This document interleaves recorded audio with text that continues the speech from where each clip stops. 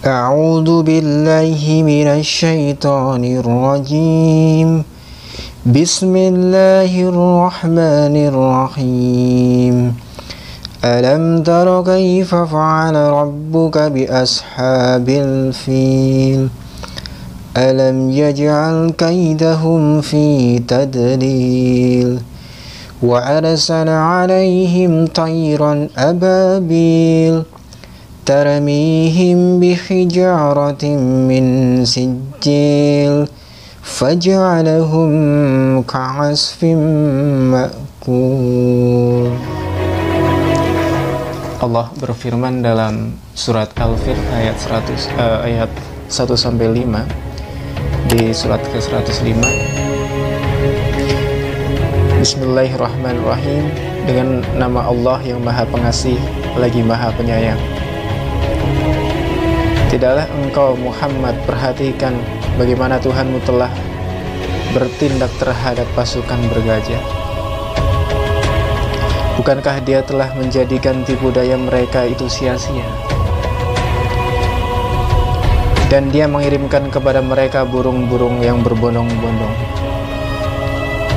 yang melempari mereka dengan batu dari tanah liat yang dibakar, sehingga mereka dijadikannya seperti daun-daun yang dimakan ulat. Assalamualaikum warahmatullahi wabarakatuh. Jumpa lagi dengan saya Mas Eko Dali. Pada opening video ini, saya setelah membacakan surat Al-Fil. Saat surat ini diturunkan, isinya mengingatkan Allah yang diturunkan kepada kaum Quraisy karena Allah telah menyelamatkan mereka dari serangan tentara bergajah. Mereka tentara bergajah berniat menghancurkan Ka'bah dan meratakannya dengan tanah. Namun Allah menghancurkan mereka dan mengusir dengan penuh hina. Ibnu Katsir menjelaskan, Allah menyelamatkan orang-orang Quraisy bukan karena mereka lebih baik dari orang-orang Yaman, tapi karena memelihara Ka'bah yang akan dimuliakan Allah dengan diutusnya Rasul Shallallahu Alaihi Wasallam.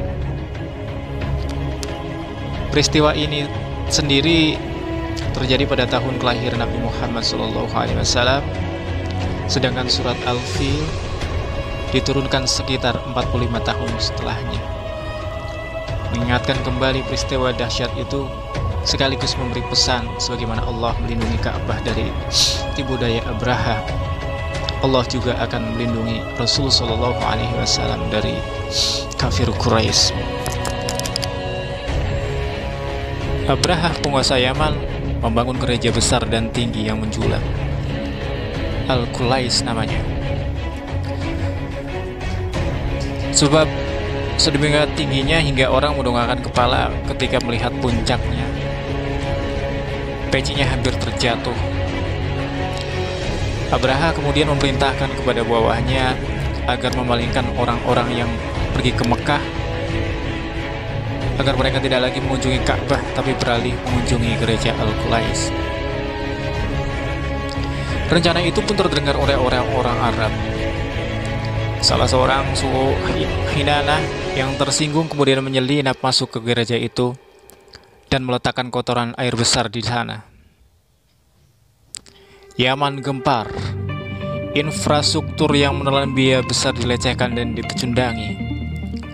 Mendapat informasi bahwa pelakunya adalah simpatisan Ka'bah, Abraha menginstruksikan pasukannya untuk bersiap. Kita hancurkan Ka'bah, kita ratakan dengan tanah.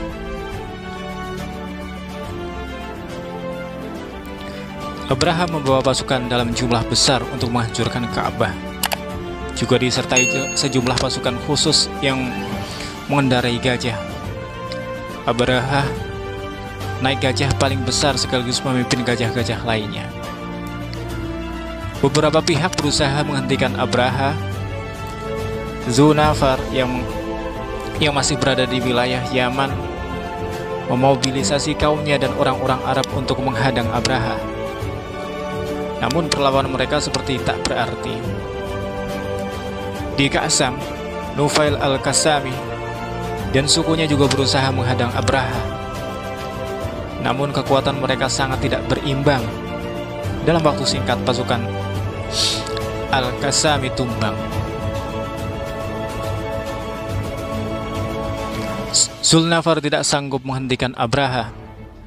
Al-Qasami tidak sanggup menghentikan Abraha. Orang-orang Makkah pun angkat tangan.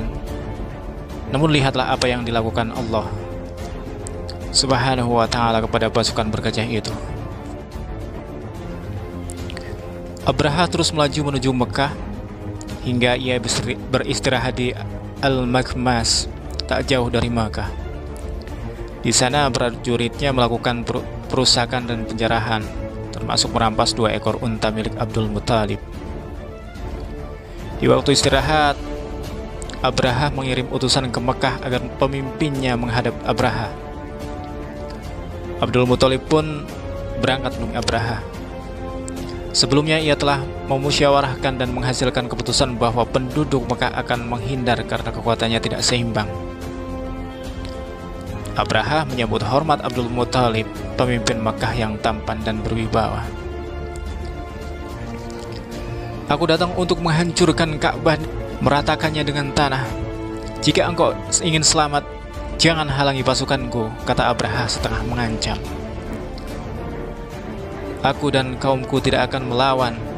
Aku kesini hanya ingin agar kau mengembalikan 200 ekor unta milikku, kata Abdul Muthalib.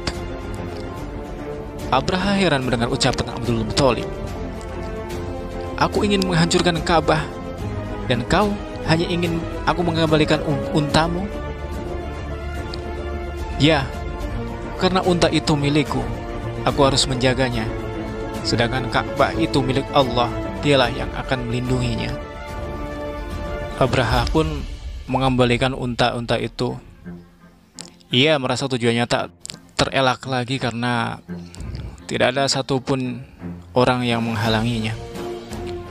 Ia merasa tipu dayanya sebentar lagi berhasil, padahal sesungguhnya Allah akan membuatnya sia-sia. Saat kesombongan Abraha semakin memuncak karena merasa tak ada yang berani menghalanginya, tiba-tiba datang dari langit kawanan burung seperti walet. Mereka datang berbondong-bondong. Jumlahnya sangat banyak. Burung-burung berbondong-bondong itu membawa batu panas. Masing-masing membawa 3 butir, 1 di paruhnya dan 2 di kaki-kakinya. Lantas burung-burung itu menjatuhkan batu-batu itu yang dibawanya. Ada yang terkena kepalanya, ada yang terkena badannya. Mereka pun kocar-kacir, lari tunggang-langgang. Siapa yang terkena batu itu pasti binasa, laksana daun yang dimakan ulat. Dalam tafsirnya, Ibnu Katsir menuliskan, siapa yang terkena kepalanya tembus sampai bagian bawah badannya. Mereka yang masih selamat lari tunggang-langgang, termasuk Abraha. Ia tak langsung mati, ia terluka, lalu lukanya makin parah hingga akhirnya tewas dalam kondisi hina-bina.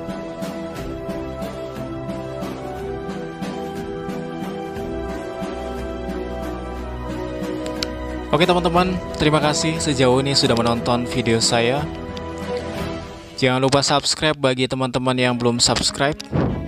Dan bagi teman-teman yang sudah subscribe, terima kasih.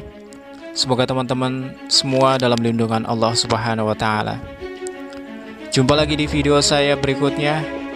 Saya akhiri, wassalamualaikum warahmatullahi wabarakatuh.